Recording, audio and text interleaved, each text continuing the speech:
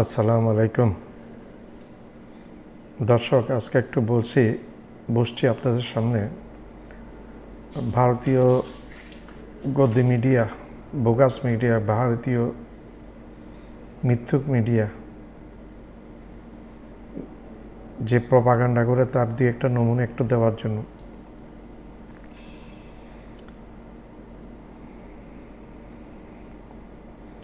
একজন লোক খুব চিল্লাচিল্লি করছে ভারতীয় মিডিয়াতে, শুনলাম জানা গেল উনি নাকি ভারতের প্রাক্তন আর্মি অফিসার।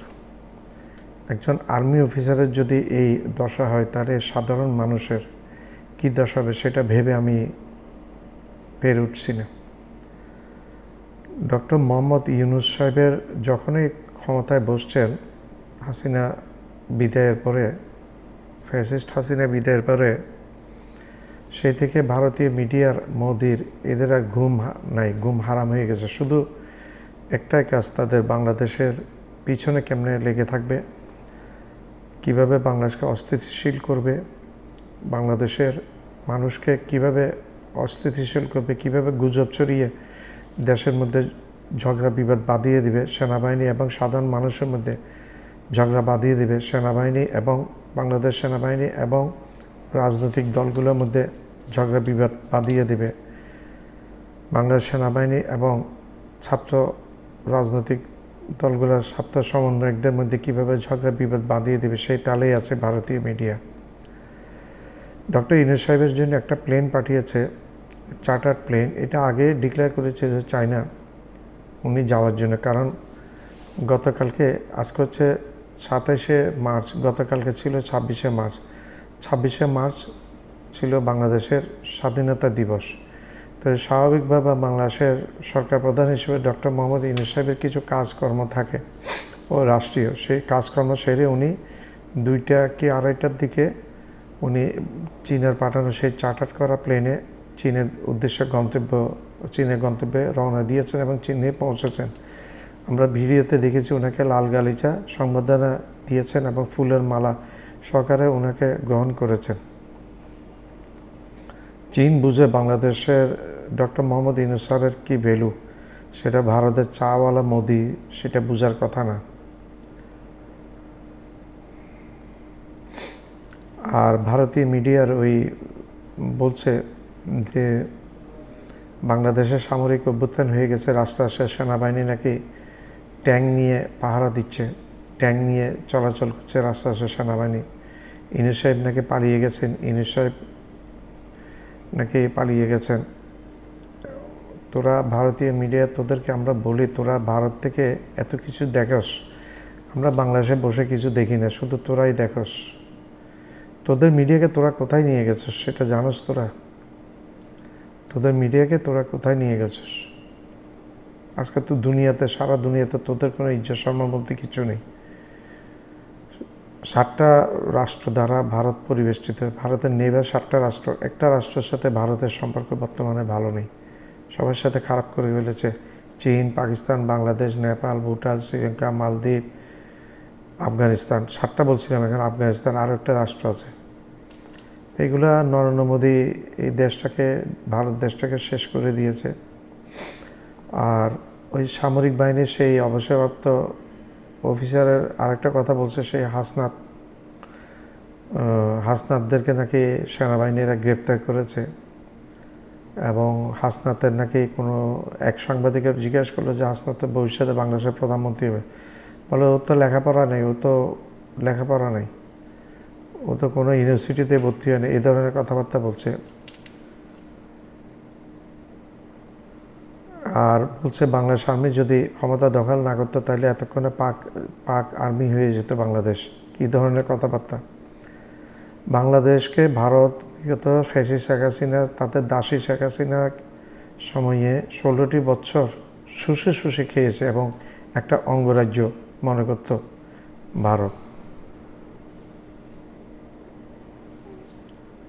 ভারত নিজেকে, বাংলাদেশকে নিজেরাই একটা অঙ্গরাজ্য মনে করত এবং সেইভাবে তারা বিগত 16টি বছর তারা চলাচল করেছে, তারা চলেছে। এখন শেখ হাসিনা পতনের পরে ডক্টর ইউনূস সাহেব ভারতের চোখে চোখ রেখে কথা বলছে, এতে তাদের অবস্থা খারাপ হয়ে গেছে।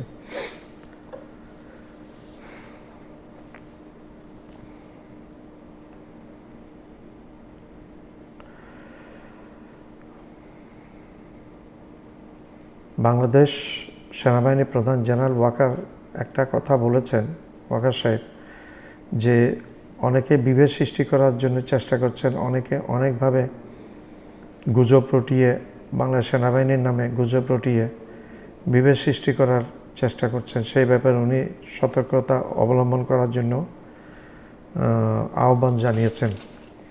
আমরা তো সেটা চাই, দেশের মধ্যে যেন কোনো বিভেদ না হয়, দেশের মধ্যে একটা ঐক্য বজায় থাকে সবসময়।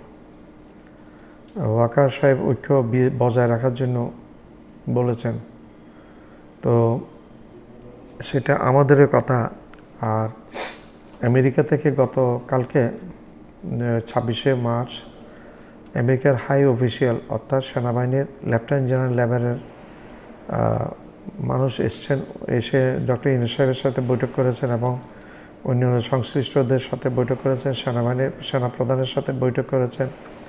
যতদূর শোনা যায় ওনারা আরাকান রাজ্যটা আসলে নিয়ন্ত্রণ করবে বাংলাদেশ সরকার, সেটা একরকম ঠিক হয়ে গেছে এবং আরাকান বাহিনীকে রসদ এগুলো সব সরবরাহ হবে বাংলাদেশের করিডোরের ভিতর দিয়ে।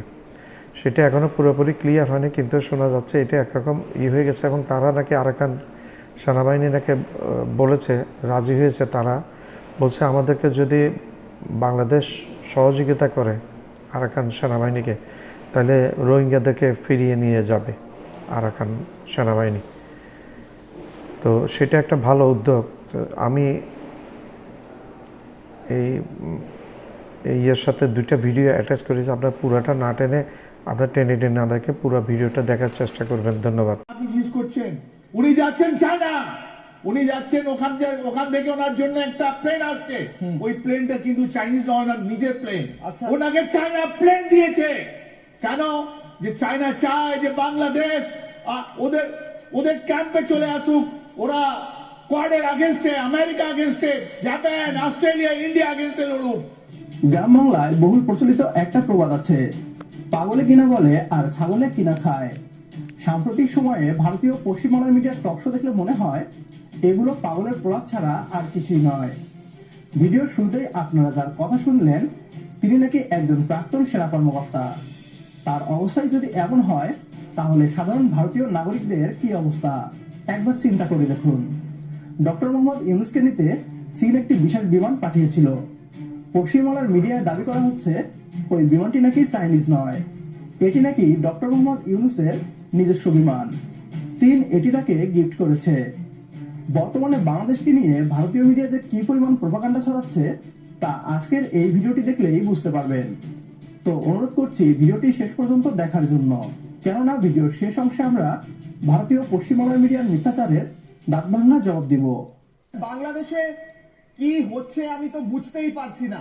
বাংলাদেশে একদিকে সেনা রাস্তায় টহল দিচ্ছে, বাংলাদেশে যারা এই বাঁদরানি করেছিল ছাত্র আন্দোলনের নামে তাদের এক একজন করে এই নিয়ে দ্বিতীয় জন গ্রেফতার হচ্ছে। আবার বলা হচ্ছে যে নাকি মোহাম্মদ ইউনূসই আওয়ামী লীগের সঙ্গে যুক্ত হয়ে রয়েছেন। আমি কিচ্ছু বুঝে উঠতে পারছি না, কি খেলা পাল্টে গেল নাকি বাংলাদেশে? বলুন। খুব ভালো প্রশ্ন আপনি করেছেন। আজকে আমি এই রমজান মাসে আমাদের বাংলাদেশের 17 কোটি ভাই বোন ওই রমজানের জন্য ওনাদেরকে শুভেচ্ছা দিচ্ছি এই বোধ বলি। এই ডেন্টিং পেন্টিং করা লোক যারা নিজেকে পড়ুয়া বলতো, 23 মিলিয়ন ডলার নিয়ে এক বছর থেকে খেলাখেলি করছিল, ওদের আজ পড়া খেপ হয়ে গেল। ওরা চ্যালেঞ্জ করেছে বাংলাদেশ আর্মিকে 21 তারিখে। একজন বলছে, একজন ছেলে ডেন্টিং পেন্টিং করার ছেলে নাম ওর হাসনা, ওর এডুকেশন কোয়ালিফিকেশন দেখে নেই, কোন ইউনিভার্সিটি ডিগ্রি নেই। অনেকে বলছেন উনি প্রধানমন্ত্রী হবেন। কে বলবেন? উনি তো স্টুডেন্টই নয়, উনি স্টুডেন্টই নয়। আপনি যদি ওনার দেখুন, উনি তো দালাল। ওনার কাছে পয়সা ছিল, সব জায়গায় পয়সা ছাড়িয়ে উনি একটা করেছিলেন, অ্যালগোরিদম চালিয়েছিলেন। উনি ভেবেছিলেন এই অ্যালগোরিদম করে একটা মোবাইল ফোনে বা কম্পিউটারে যদি আমার 1 লক্ষ লোক ওঠে আমি প্রধানমন্ত্রী হবো। ফেসবুকে 1 লক্ষ হলেই প্রধানমন্ত্রী হয়ে এটা তো অ্যালগরিদমের, আমরা সবাই জানি। হ্যাঁ। যার কাছে 23 মিলিয়ন ডলারের যারা দালালি করলো, যারা বাংলাদেশকে এত দুর্নীতিতে পাঠিয়ে দিল, ওই ডেন্টিং পেন্টিং করা লোক, ওরা ভেবেছিল যে এই আমার ফেসবুক আর ইউটিউব দেখে আমি বাংলাদেশ আর্মিকে ভয় করে দেবো। তাই জন্য 21 তারিখে উনি বললেন, কেন বললেন? এদের পটাক্ষেপ হয়ে গেছে, পটাক্ষেপ হয়ে গেছে, এদেরকে যেতে হবে। আর এর থেকে বড় জানেন, আপনি তো খুব ভালো প্রশ্ন করেন, প্রফেসর ইউনূসের কথা আপনি জিজ্ঞেস করছেন, উনি 25 তারিখে কোথায় যাচ্ছেন? উনি যাচ্ছেন চায়না। উনি যাচ্ছেন ওখান থেকে ওনার জন্য একটা প্লেন আসছে, ওই প্লেনটা কিন্তু চাইনিজ নয়, ওনার নিজের প্লেন। ওনাকে চায়না প্লেন দিয়েছে। কেন? যে চায়না চায় যে বাংলাদেশ ওদের ক্যাম্পে চলে আসুক, ওরা কোয়াডের আগেনস্টে, আমেরিকা আগেনস্টে, জাপান, অস্ট্রেলিয়া, ইন্ডিয়া আগেনস্টে লড়ুক। তাই জন্য মোহাম্মদ ইউনূসকে একটা প্লেন গিফট করা হয়েছে। এরা তো গিফটের পয়সা চলে যাচ্ছে। মোহাম্মদ ইউনূস নাকি আওয়ামী লীগের সঙ্গে যোগ রয়েছে, ওখানকারই ছাত্র নেতারা বলছে আমি তো কে কার সঙ্গে যোগ কিচ্ছু বুঝতে পারছি না। ওরা বুঝবে কি করে? ওরা তো পড়ুয়া নয়, ওরা তো পয়সা নিয়ে শুধু ফেসবুক আর ইউটিউব করে কথা বললো ওরা। আর যদি আর বাংলাদেশ আর্মি, যেটা যথেষ্ট মান সম্মান পুরো বিশ্ব অর্জিত করেছে, যদি আজকে এরা অ্যাকশন না নিত, তাহলে পাকিস্তান আর্মি হয়ে যেত। তাহলে বাংলাদেশের মানুষ, তাই জন্য বাংলাদেশে আমি রাস্তায় নেমেছেন বলছেন আপনি? হ্যাঁ, যদি ওরা যদি না অ্যারেস্ট করতো, তাহলে জানেন পাকিস্তান আর্মির মতন হয়ে যেত। মানুষের যেটা মান সম্মান আছে বাংলাদেশে, ওরা হারিয়ে ফেলতো। চীনের প্রেসিডেন্ট শি জিনপিং এর আমন্ত্রণে 4 দিনের রাষ্ট্রীয় সফরে চীনে পৌঁছেছেন অন্তর্বর্তীকালীন সরকারের প্রধান উপদেষ্টা ডক্টর মোহাম্মদ ইউনূস। আর এতেই যেন জ্বলে পুড়ে ছারখার হচ্ছে নরেন্দ্র মোদীর ভারত এবং তাদের মিডিয়াগুলো। ডক্টর ইউনূসের চীন সফর শুধুমাত্র একটি ট্রেলার, পিকচার এখনো বাকি। বন্ধুত্বের নাম করে বাংলাদেশকে এতদিন শোষণ করেছে ভারত, এই সুযোগ আর দেয়া হবে না। এবার ভারতকে শায়েস্তা করার পালা। সুতরাং প্রোপাগান্ডা ছড়িয়ে দেশপ্রেমিক সেনাবাহিনী এবং ছাত্র জনতার মধ্যে দূরত্ব সৃষ্টি করা যাবে না। ইতিমধ্যেই সেনাপ্রধান ওয়াকারুজ্জামান বলেছেন, আমাদের নিয়ে অনেকেই গুজব ছড়াচ্ছে, ঐক্য বিনষ্ট করতে ষড়যন্ত্র করছে। এসবে কান না দিয়ে দেশের জন্য কাজ করতে হবে। পশ্চিমবঙ্গের মিডিয়াকে বলতে চাই, হাসনাত আব্দুল্লাহ কিংবা সেনাপ্রধান, কাউকে নিয়েই উস্কানিমূলক বক্তব্য দিয়ে লাভ নেই। ভারতীয় আগ্রাসন এবং দাদাগিরি রুখতে আজ আমরা ঐক্যবদ্ধ, একমত। আমার চ্যানেলটা লাইক করবেন, সাবস্ক্রাইব করবেন, শেয়ার করবেন, বেল আইকনটা প্রেস করবেন। সাবস্ক্রাইব করতে ভুলবেন না। সাবস্ক্রাইব করলে আমি একটু সাহস পাবো এবং উত্তরোত্তর নতুন নতুন ভিডিও আপনাদের কাছে উপস্থাপন করতে পারবো। মার্চ ঢাকায় আমেরিকান প্যাসিফিক কমান্ডের একজন শীর্ষ আমেরিকান জেনারেলের আগমন এবং বাংলাদেশের সেনাবাহিনীর ঊর্ধ্বতন কর্মকর্তাদের সঙ্গে তার বৈঠকে বাংলাদেশের নিরাপত্তা সংস্থার সূত্রগুলি থেকে জানা গিয়েছে যে রোহিঙ্গাদের জন্য একটি নিরাপদ অঞ্চল প্রতিষ্ঠার পক্ষে ঢাকা অনুকূল ছিল। রোহিঙ্গাদের নিয়ে ভারতের তামাশার দিন শেষ, এবার মিয়ানমারের আরাকান রাজ্য হবে বাংলাদেশ। রোহিঙ্গাদের নিয়ে ভারত এবং মিয়ানমারের ধারাবাহিক নাটকের অবসান ঘটিয়ে এই সমস্যার স্থায়ী সমাধানের পথে ডক্টর মোহাম্মদ ইউনূসের নতুন বাংলাদেশ। শেখ হাসিনার মতো জিহুজুরি করে নয়, এবার সরাসরি শক্তি ব্যবহার করে রোহিঙ্গাদের ফেরত পাঠাচ্ছে বাংলাদেশ। আরাকান রাজ্যকে এবার স্বাধীন বানিয়ে মিয়ানমার এবং ভারতকে পঙ্গু করে দিচ্ছে বাংলাদেশ। আমেরিকার রাষ্ট্রপতি ডোনাল্ড ট্রাম্পকে বন্ধু বলে প্রচার করা নরেন্দ্র মোদীর চোখের সামনে খেলা দেখাচ্ছে ডক্টর ইউনূস। এবার মার্কিন সেনাবাহিনীকে সাথে নিয়ে আরাকানকে স্বাধীন করার পথে বাংলাদেশ। আরাকানকে স্বাধীন করার মিশনে ভারতকে সেকা দিয়ে আমেরিকা বাংলাদেশের সাথে হাত মিলিয়েছে।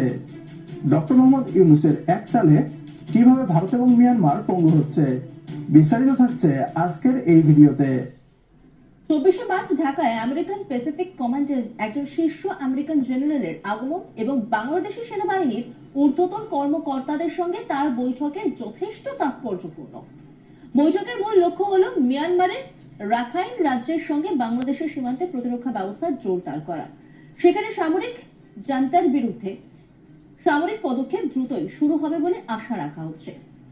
হাওয়াইয়ের ফোর্ট সাফটার অবস্থিত আমেরিকার সেনা প্যাসিফিক বা এর deputy commanding general lieutenant general Joel JB Boyle রাত 10টার দিকে ঢাকার হযরত শাহ জালাল আন্তর্জাতিক বিমানবন্দরে অবতরণ করবেন। তিনি ইউএসএ আরপিএসি অন্যান্য 4 সদস্যদের একটি দলের নেতৃত্ব দেবেন।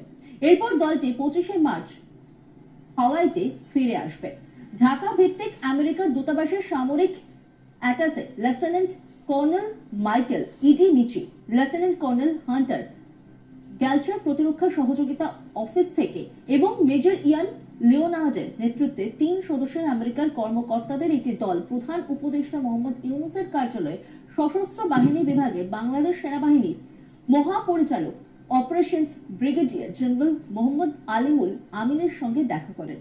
বাংলাদেশের কৌশলগত বিষয় বিশ্লেষকরা বলেছেন যে লেফটেন্যান্ট জেনারেল বয়েলের এই সফর গুরুত্বপূর্ণ, কারণ আরাকান সেনাবাহিনী রাখাইন রাজ্যের অবশিষ্ট 3টি শহর সিত্তে, ইয়াকফিউ এবং মানাউং দখল করার জন্য একটি বড় সামরিক আক্রমণ শুরু করার পরিকল্পনা করতে পারে, যেখানে সেনাবাহিনী এখনো অবস্থান করছে। এই বিষয়ে আন্তর্জাতিক সম্পর্ক বিশেষজ্ঞ সুভাষিস ব্যানার্জি বলেন, ভাওয়েল আসা কোনো রুটিন ভিজিট নয়, এর স্ট্র্যাটেজিক গুরুত্ব আছে। মূলত মায়ানমার বাংলাদেশ সীমান্তের সমস্যা নিয়ে কথা বলার জন্য তার আশা। বাংলাদেশের নিরাপত্তা সংস্থার সূত্রগুলি থেকে জানা গিয়েছে যে রোহিঙ্গাদের জন্য একটি নিরাপদ অঞ্চল প্রতিষ্ঠার পক্ষে ঢাকা অনুকূল ছিল। 2024 সালের ডিসেম্বরে মংডুর পতনের পর আরাকান সেনাবাহিনী নাফ নদী পার হয়ে 2 দিনের জন্য বাংলাদেশের ভূখণ্ডে প্রবেশ করে এবং রাখাইন রাজ্যে তাদের ঘাঁটিতে ফিরে আসে। সেই সময় আরাকান সেনাবাহিনীর প্রতিনিধিরা এবং বাংলাদেশ সেনাবাহিনীর কর্মকর্তারা সংক্ষিপ্ত সময়ের জন্য আলোচনায় বসেছিলেন, যদিও বাংলাদেশ থেকে রাখাইন রাজ্যে সরবরাহ অব্যাহত ছিল। আরাকান সেনাবাহিনীর জন্য সিত্তে একটি গুরুত্বপূর্ণ সামরিক লক্ষ্য। একই সঙ্গে ভারতীয় দৃষ্টিকোণ থেকে এটি অত্যন্ত গুরুত্বপূর্ণ। সিত্তে বন্দরের উন্নয়ন Kaladan multi modal transit transport প্রজেক্টের অংশ। সিত্তে বন্দরের উন্নয়ন কালাদান নদীর ওপর একটি মাল্টি মোডাল ট্রানজিট ট্রান্সপোর্ট সুবিধা নির্মাণ ও পরিচালনার জন্য ভারত এবং মায়ানমারের মধ্যে একটি কাঠামো চুক্তির অধীনে তৈরি করা হয়েছিল, যা ভারতের মিজোরামের সঙ্গে সিত্তে বন্দরকে সংযুক্ত করে। আরাকান রাজ্য ভারত এবং মিয়ানমারের জন্য সোনার ডিম পাড়া হাঁসের মতো। ভারত 7 সিস্টার্সের জন্য বাংলাদেশের বিকল্প হিসাবে আরাকানকে গড়তে বিপুল পরিমাণে বিনিয়োগ করেছিল। অন্যদিকে আরাকান রাজ্যের প্রাকৃতিক গ্যাস উত্তোলন করে মিয়ানমার রপ্তানি করে মোটা অঙ্কের বৈদেশিক মুদ্রা আয় করে থাকে। রোহিঙ্গাদের আরাকান রাজ্য থেকে তাড়ানোর পিছনে মিয়ানমারের পাশাপাশি ভারতেরও সমর্থন ছিল। আরাকানে রোহিঙ্গারা থাকলে এই রাজ্যের প্রাকৃতিক সম্পদকে লুট করা সহজ হতো না।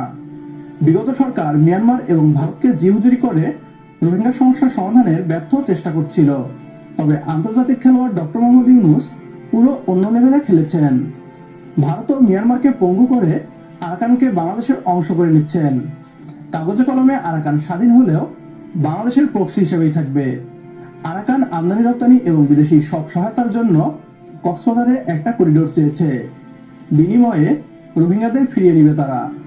এটি আমার চ্যানেলটা লাইক করবেন, সাবস্ক্রাইব করবেন, শেয়ার করবেন, বেল আইকনটা প্রেস করবেন। সাবস্ক্রাইব করতে ভুলবেন না। সাবস্ক্রাইব করলে আমি একটু সাহস পাবো এবং উত্তর নতুন নতুন ভিডিও আপনাদের কাছে উপস্থাপন করতে পারবো।